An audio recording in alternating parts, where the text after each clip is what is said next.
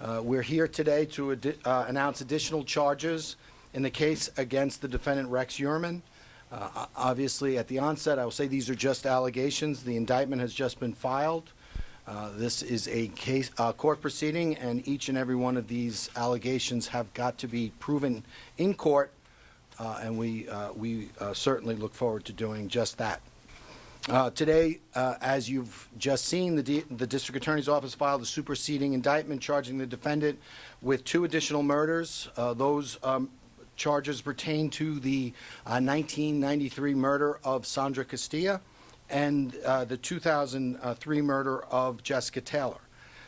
So that's in addition to the previously charged murders of Maureen Brainerd Barnes, Melissa Bartholomew, Megan Waterman, and Amber Costello, which occurred in 1997, 1999, June of 2010, and September of 2010, respectively.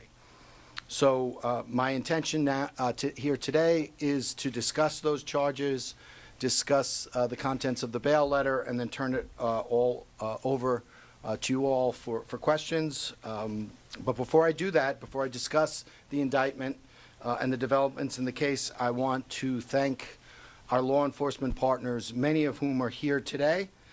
First and foremost, I want to thank the Suffolk County Police Department. My understanding is Commissioner Waring was unavailable today. I spoke with Rob, but he certainly brought a contingent of Suffolk County PD to represent his office. We have Deputy Police Commissioner Kevin Catalina. We have Chief of Detectives Daryl Simmons. We have Deputy Chief Stan Grodsky. And then we have the Commanding Officer of the Major Crimes Unit, which includes the Homicide Unit, Sean Barron. So we want to thank all of them for their partnership. We want to thank the Homicide Unit for their continued efforts in this case. We have the Suffolk County Sheriff's Office here. Again, spoke with Sheriff Toulon. He's traveling out of state, so he couldn't make it. But it's my understanding that Under Sheriffs Steve Kios and Keith Taylor are here. We certainly want to thank them for their assistance as well. With the New York State Police, we have Major Stephen Udis, as well as Lieutenant Ken Gine. Again, we thank them not only for their presence here today, but more importantly, for their partnership in this case. We have the FBI, Supervising Special Agent Don Ansbacher is here. I want to thank the FBI for their continued assistance in this case. And then I don't believe they're present, but we have we want to thank the United States Secret Service for their assistance in this case. We want to thank the Suffolk County Crime Lab. I know they're not here, but their work has been tireless and instrumental, and we are really very appreciative to them. I especially want to thank the K-9 units from the New York State Police, from the Suffolk County Police, and from the NYPD, who came out a couple of weeks ago, and in very difficult conditions, they really did a fabulous job helping us to search an area of interest to us, and they went above and beyond. So again, I want to thank them. I frequently neglect to thank my own team, so I'm going to take the opportunity to thank them. We have, Chief Zacharis. We have, I want to thank them. I want to thank our ADAs, many of whom are working on this case. You heard from Nick Santamartino. We've got Larry Opizzo. We got Andrew Lee. We got Michelle Haddad. We've got a whole host of ADAs that have really been instrumental in us. Our investigators, our analysts, really fantastic work that they've done. I want to thank the victims' families, many of whom are here today, not only on the new charges, but for the original Gilgo 4. And this is what this case is about. We don't ever forget that. This case is about the victims and their families, and hopefully providing them with that small measure of closure. And the families have been nothing short of incredible. The way that they continue to support their loved ones and each other is really inspiring to us and really helps us to keep coming in and working this case as aggressively as we've been doing. This case is a true collaboration, and again, mentioning all of those partners, without the contribution of any one of those partners, our ability to do this case would have been severely compromised. So again, I know I mentioned a lot of names. I know I went through a lot of agencies, but I just don't do that because it's the polite thing to do. I do it because it's the right thing to do, because they've really helped us instrumentally and will continue to help us going forward. Now, I'll just, before I get into the individual murders, the two new charges, what I want to talk about is at the time of the initial arraignment of three out of the four Gilgo 4, and then at the superseding arraignment on the charges pertaining to Maureen Brainerd Barnes, and the Gilgo 4 was completed. At that time, we said that we were going to continue to investigate this case, that the grand jury with regard to the Gilgo 4 is over, but the case continues. The criminal prosecution continues, but the investigation continues, and that investigation has been expanded. The investigation has been expanded both to the bodies that were found on Gilgo and beyond. That's what we said. And I think that has come to fruition today with these two new cases, or new charges. First off, with regard to Jessica Taylor, that her body was recovered on July 26 in 2003 off of just west of Halsey Manor Road in Manorville. She was found on her back. She was decapitated, and her hands and arms were severed just below the elbows. Notably, a tattoo that she had been obliterated with a sharp object. 8 years later, her arms and skull were found on Ocean Parkway. Those remains were found on the same side of the road on the Ocean Parkway as the Gilgo 4. They were found less than a mile away from the remains of the Gilgo 4, and all of the 5 remains were located within 50 feet of the roadway. And I think you see that the graphic on page 5 of our bail document illustrates that. Jessica Taylor was last seen on July 19th in New York City. She was working as a sex worker. We know from from our investigation, from a number of financial records and other records, that the defendant, Rex Heuermann, was in New York City on July 19th. Jessica Taylor last spoke to her mom on July 21st, and then that was about 8:41 p.m. Then less than 2 hours later, her phone call made its last outgoing call, and we heard no more from Jessica or from her phone. The family alerted law enforcement on July 25th when she failed to return to her home for her mom's birthday. And then shortly thereafter, on July 26th, Jessica's body was recovered. At that time, the Suffolk County PD did canvass, and they spoke to witnesses, and the witnesses had observed the night before, about 13 hours prior to the 911 call, they saw a dark-colored pickup truck backed up in the vicinity of off of Halsey Manor Road, where Jessica's body was eventually recovered. Computer activity by the defendant, which we were able to access through our search warrants, indicated that 2 days later, on July 28th, he accessed a Newsday article with regard to information on the case and with regard to the police looking for information on the case.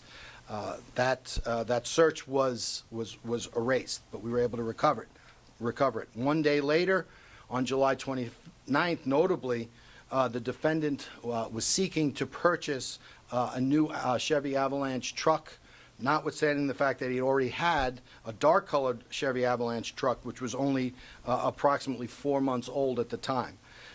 The Chevy Avalanche truck, which we've been discussing all along, is dark-colored. His internet search related to the acquisition of the same Chevy Avalanche truck, but this time in white or bright blue. Bright-colored truck, completely different from the dark-colored truck that he'd been riding in. And once again, that purchase with regard to the new trucks, that was attempted to be obliterated. We spoke, and Nick Santamartino did the bail application, so I don't want to repeat all that Nick said, but With regard to the hairs found in this case, Jessica Taylor was found laying atop a surgical drape. A male hair was found between the body and the drape. That was recovered back in 2003. In 2023, we brought that hair was brought to the mitochondrial testing lab for mitochondrial DNA analysis, and was able to, the results of that was able to exclude 99.96% of the population, but not Rex Heuermann, the defendant. Then again, later in 2024, we brought to a second lab for nuclear DNA testing. And once again, the result was the defendant could not be excluded as the donor of that hair, and it's 1.837 times 10 to the 603rd power more likely that it came to, that it matched the defendant or someone matching the defendant's DNA profile than a member of the population at large. And that number, just so it's 1.837 times 10 to the 603rd power. So what you do is you take that 1.837 and you move that decimal point over 63 places and add zeros. That's the number. That number doesn't exist. It's so big. Among other things that we were able to establish with regard to the murder of Jessica Taylor was, once again, family travel.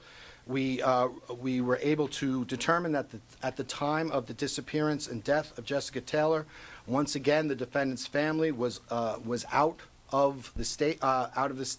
They were staying at a resort known as Smuggler's Notch in Vermont. And we were able to corroborate that information through witness statements, photos, and phone and financial records. In addition, there was a hard drive that backed up to a Palm Pilot, which was the defendant's date book. And in that, and again, this is chronicled in the bail application, but in that date book, it's indicated that his wife is in Virginia at Smugs from July 20th through July 27th, and that's page 14 of the bail document. With regard to the 1993 discovery of Sandra Castilla, again, on November 20th, 1993, two individuals, while hunting in that wooded area of Southampton in the vicinity of Old Fish Cove Road in North Sea, discovered her body. She was lying on her back with her arms outstretched over her head.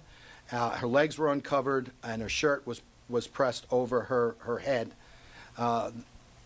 The victim suffered numerous sharp force injuries, 25 in all, which we believe were post-mortem. And these were injuries to her face, torso, breasts, left thigh, and in her vaginal area. Once again, we had hairs recovered from Sandra Castilla. This is chronicled in the bail application. There were two hairs from Sandra Castilla's remains that are of particular significance in this case.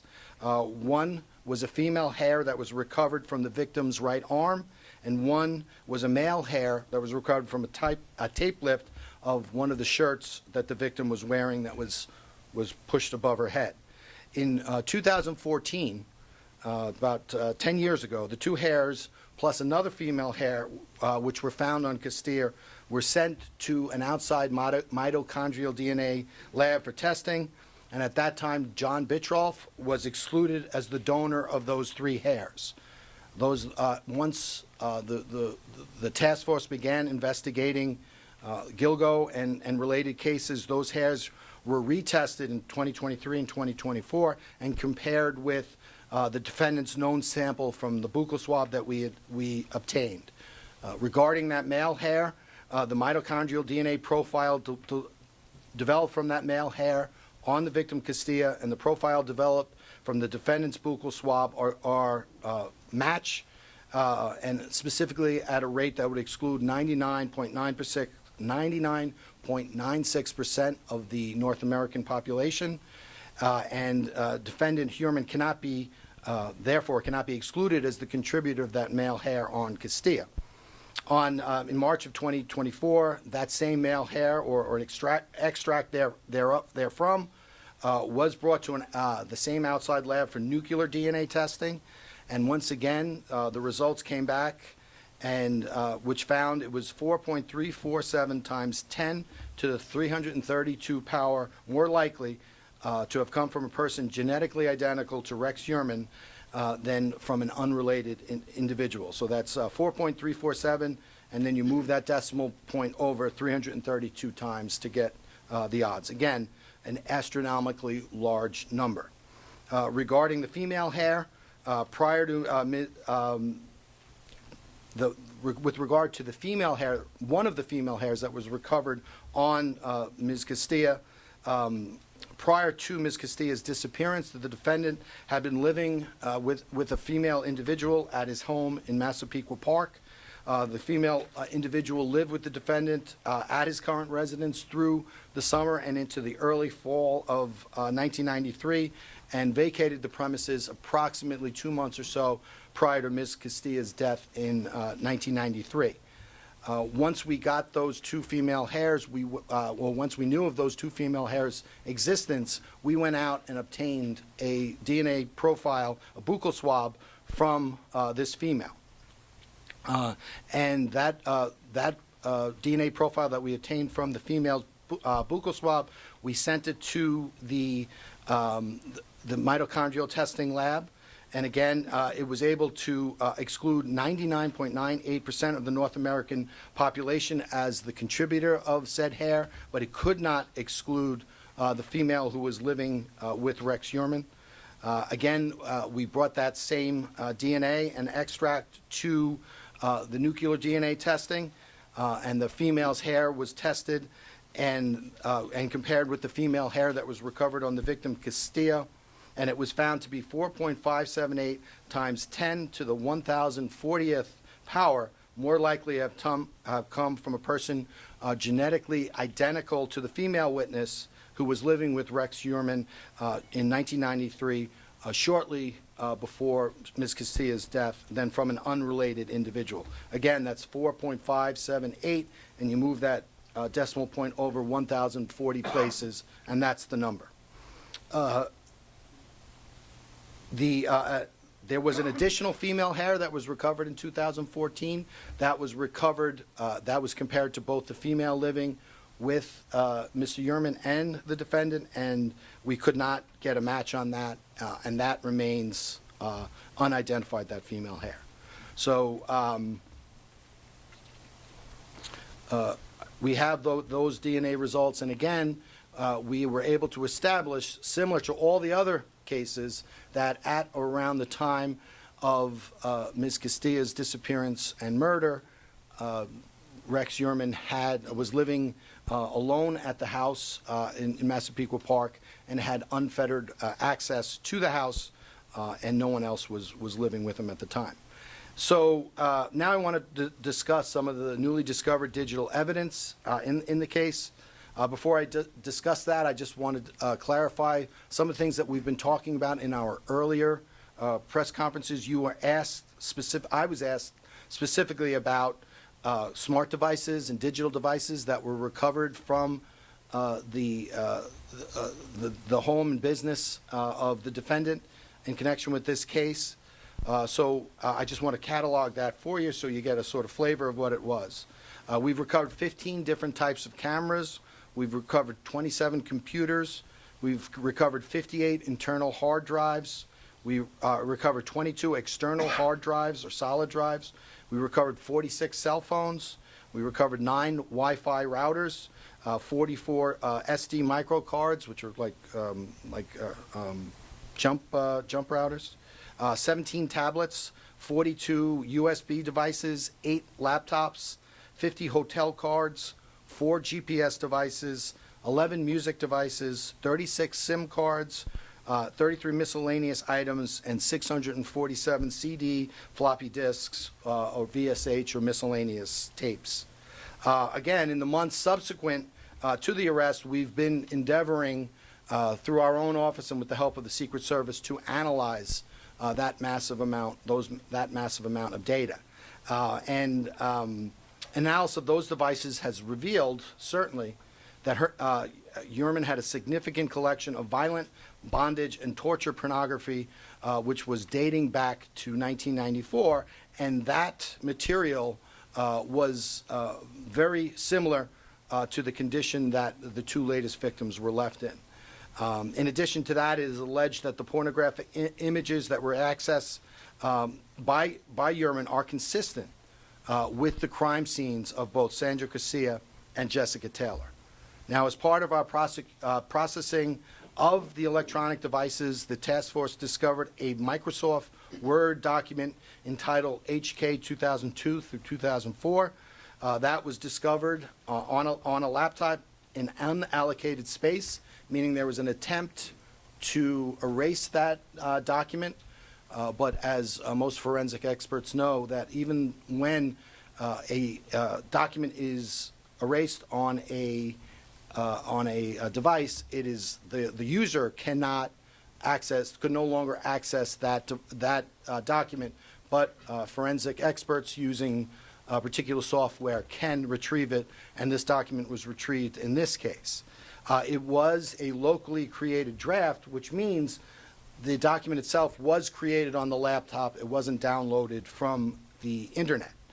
The document was modified. It was originally created in 2000, and it was overwritten a number of times and modified between 2001 and 2002.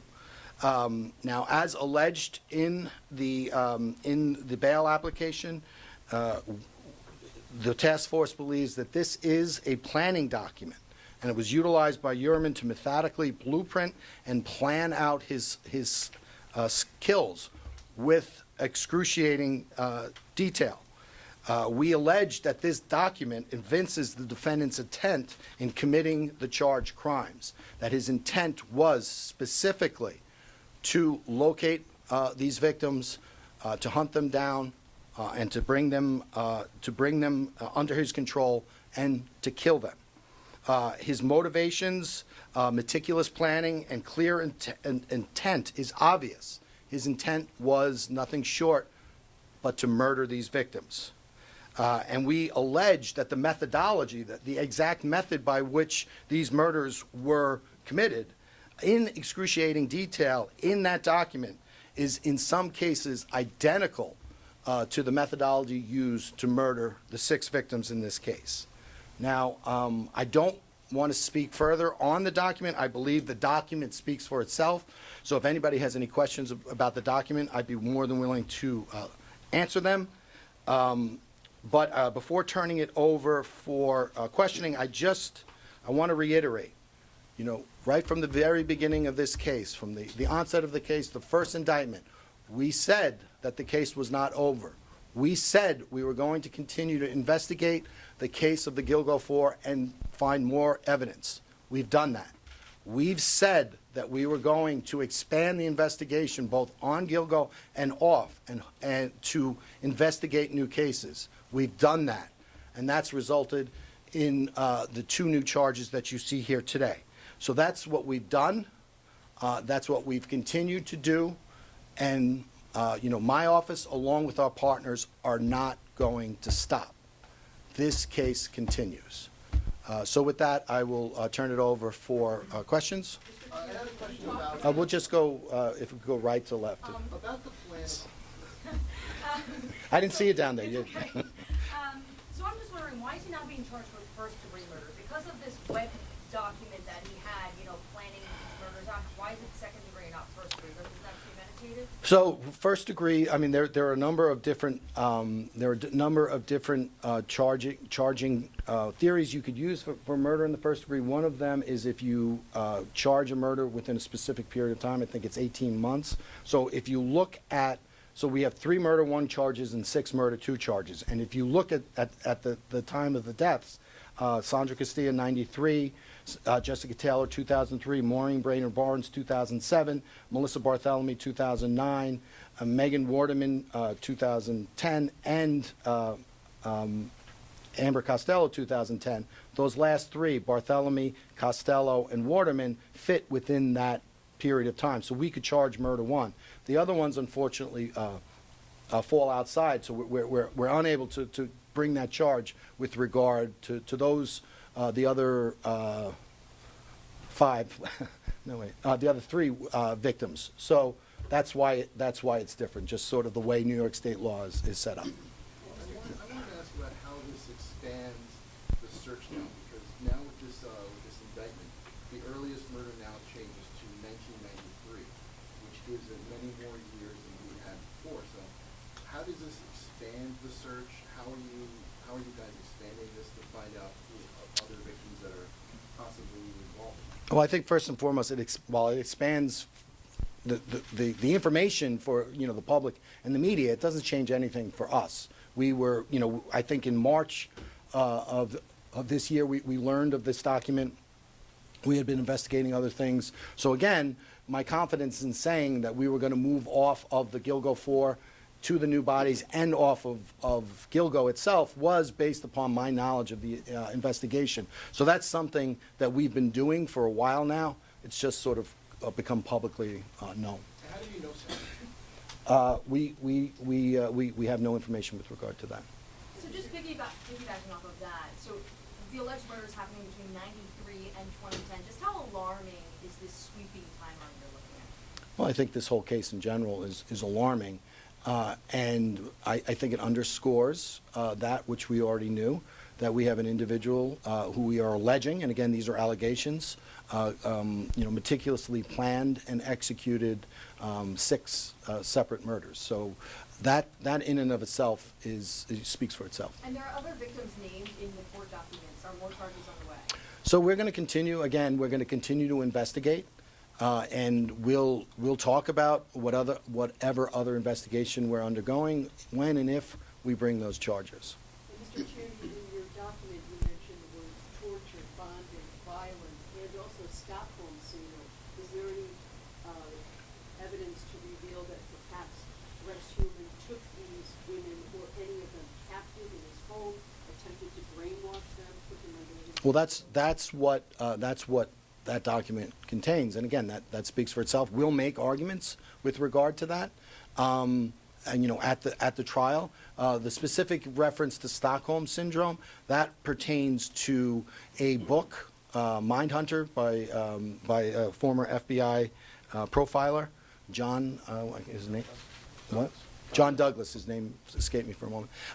And so we know there are specific page references to that book and stuff such as sexual substitution, torture, and also Stockholm syndrome. And our argument, it's our allegation that the defendant was referencing that Mindhunter book not to gain insight into his own behavior, or to modify or change it, but rather to use it as a means of improving his methodology and avoid capture by the authorities. What was that book called? Sir, what about Valerie Mack? I believe was found out at Vanderbilt. So you have, and if you go back to that document, they talk about DS or dump sites and Mill Road, Halsey Manor Road and Mill Road. It intersects with each other. So, and if you look at the method of the crime scene, very similar to Jessica Taylor. That's what we could say now. We'll continue to work the case, and if we're able to develop more information and get to the point where we can charge it, we'll talk about it. You had the real question. I heard. Yes, I was wondering. You mentioned that book. Did Heuermann have that book in his? So he references specific page numbers in the doc, or specific page numbers are represented in the document, which match up to a particular edition of the Mindhunter book. The Mindhunter book was not found in Heuermann's house, but there was another serial killer book written by John Douglas found in his house, and I think that's in the bail document. I just think, obviously, we probably knew this already, but uncovering a lot of new details that we didn't know as far as dismemberment, that he was younger when he allegedly killed, that's, of course, this document is explosive. Just talk to me, looking at the bigger picture profile of a serial killer, what was investigators, your thoughts when you were uncovering these new sort of details? We had no thoughts. We look at the evidence, and we follow the evidence. We know that criminals in general people in general, their modus operandi changed through the course of their life. Obviously there was no dismemberment with regard to the original Gilgo 4, but there is with regard to, unfortunately, Ms. Taylor. So, it's just, and again, everyone says, are you expanding the investigation?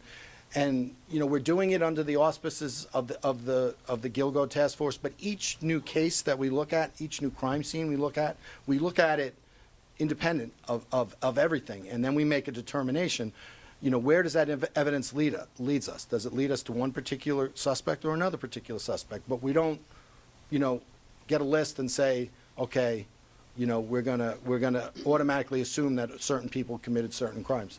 That's not the way to do it. That's not the way we do it. We look at and again, in the bail document, you talk about if you want to know, and this is from John Douglas's book that the document quotes, if you want to know who the painter is, look at the painting.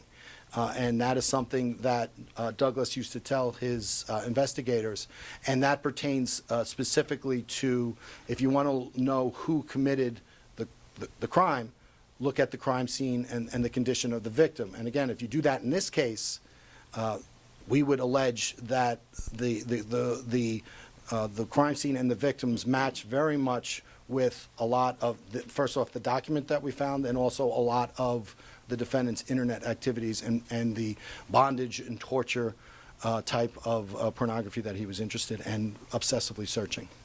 Do you believe at this point that the murders were committed in his house? And could you also talk about the note he put in that document that was referenced in court? I'm familiar with the note. I'm sorry. There was I thought the ADA talked about something about, he said, if you do certain things equals more playtime. Oh, okay. So yeah. So that is referenced. What is the specific quote was more. Okay, more rest, more playtime. And so basically, what he's talking about is what the allegation and what we would allege is the more rested the participants are, the more you can get done. And he also talks about the document also talks about crime scene, and if you're sleepy and spending too much time in a crime scene, or your lack of sleep, your chances of making mistakes increase. So again, there's a lot of evincing of intent in that document. And what about where these murders took place? So there's, under some of the considerations was in the document, it writes about tape not good, use push pins. And then once we received that document, we went back into the house and looking at the paneling in the downstairs basement area, we were able to look at it through infrared light. We were to establish a cordon off area where adhesive had been placed. So we're going to make certain arguments with regard to that at the time of trial. We also found an area where there were push pins into the drop ceiling. Does he make any specific references to victims in the There's a T1, a T1 and T2. We would argue that stands for Target 1 and Target 2. Target 1, it says Megan with a question mark, and Target 2, it says black, and then in parentheses unknown, I believe. You could look at the bail document. That pertains to specific victims. If you look at the timing of it, it wouldn't seem to pertain to Megan Waterman because it's too early in time. There is also a reference to phone numbers of potential victims.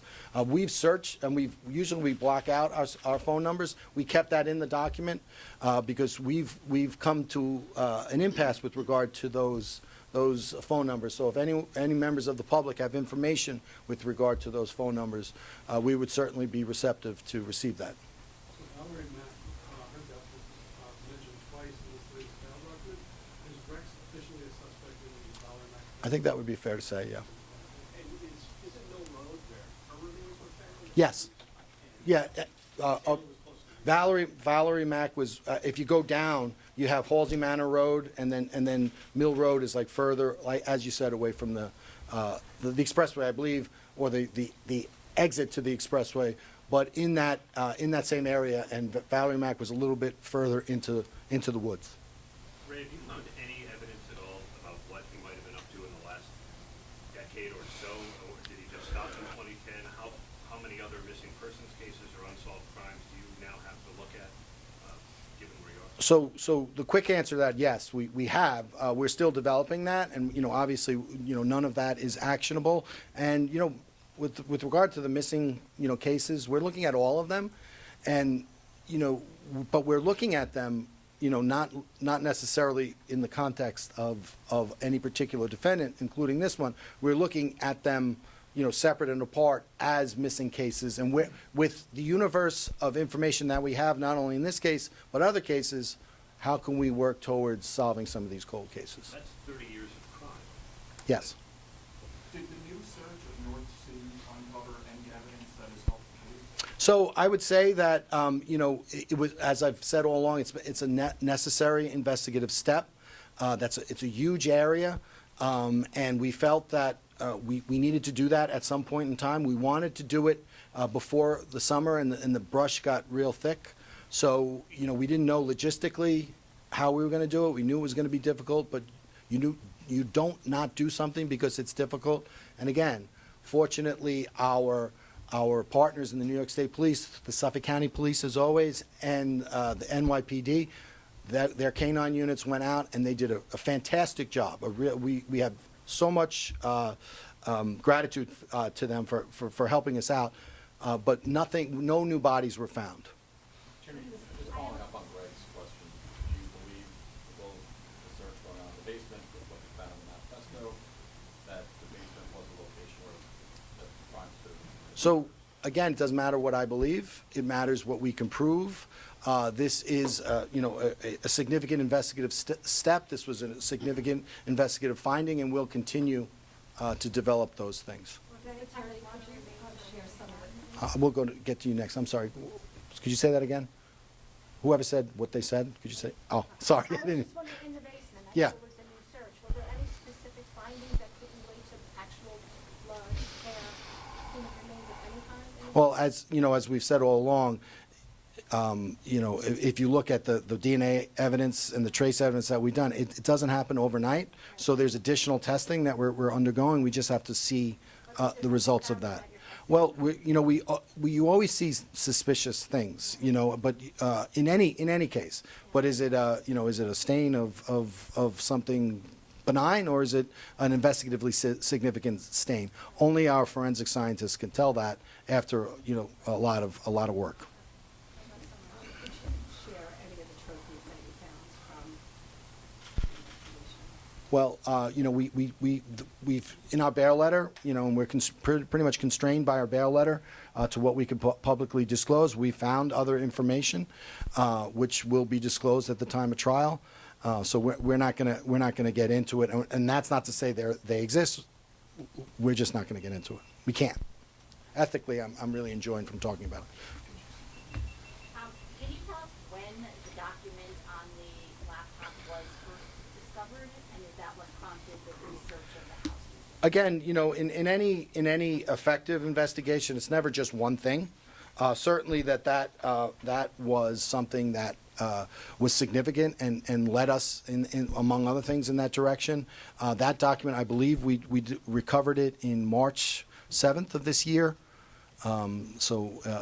Fairly recently, and certainly given the sprawling history of this case. And Go ahead. you said you had a lot of images and videos of torture porn on his devices. Were any of them his own victims? We saw no evidence of that. Could you speak about his profile, like was one set of murders different from another set, and does that indicate that he was sort of changing his tactics over the years, or is this all consistent when you look at all the evidence so far? Well, I think if you look at a macro view and a micro view, these are young women tragically lost their lives and were murdered as a result of a person who meticulously planned their murders. If you look at the earlier murders as opposed to the later murders, it does appear that there was some changes. Exactly what happened with regard to the Gilgo 4, we're foreclosed about knowing a lot of that stuff because they were skeletonized. Jessica and Sandra were more, more recently found, so we were able to glean more information from the crime scene. So, I guess it just depends what your perspective is on with regard to all that. Was the March 7th discovery of the Word document the evidence that caused the second search of the house? Well, as I think I previously, it was a impetus, but in any good investigation, there's usually a number of different things that cause that.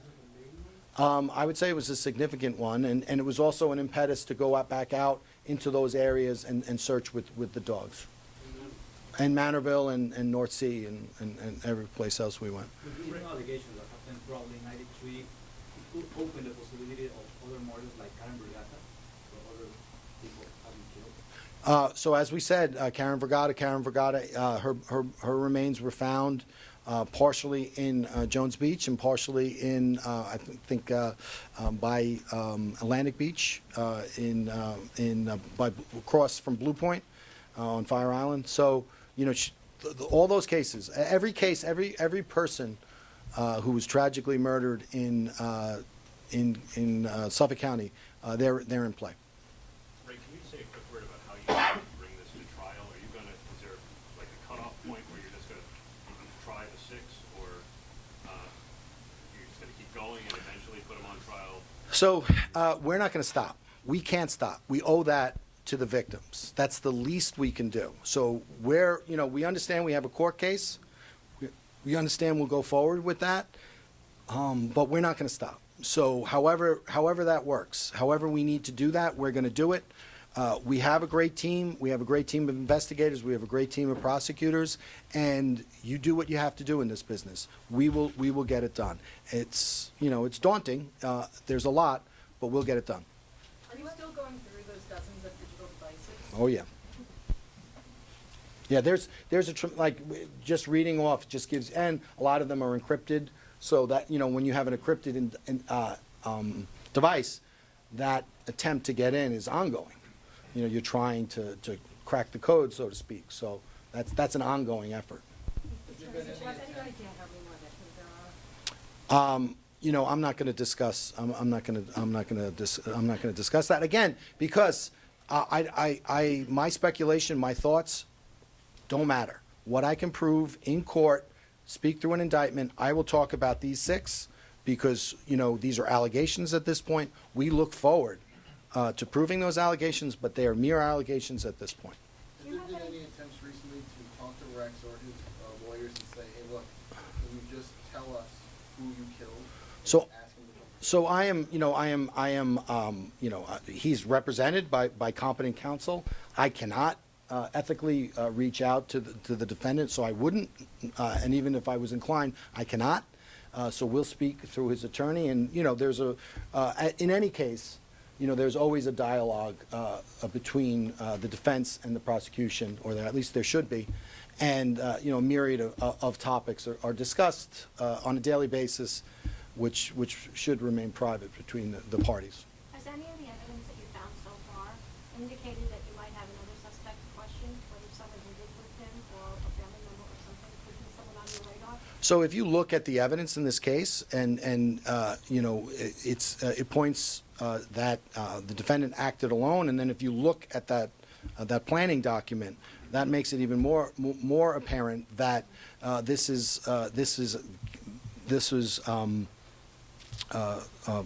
6 charged cases were meticulously planned, and they were done at a time when the defendant knew he would have both access to the victims and other people would not be around.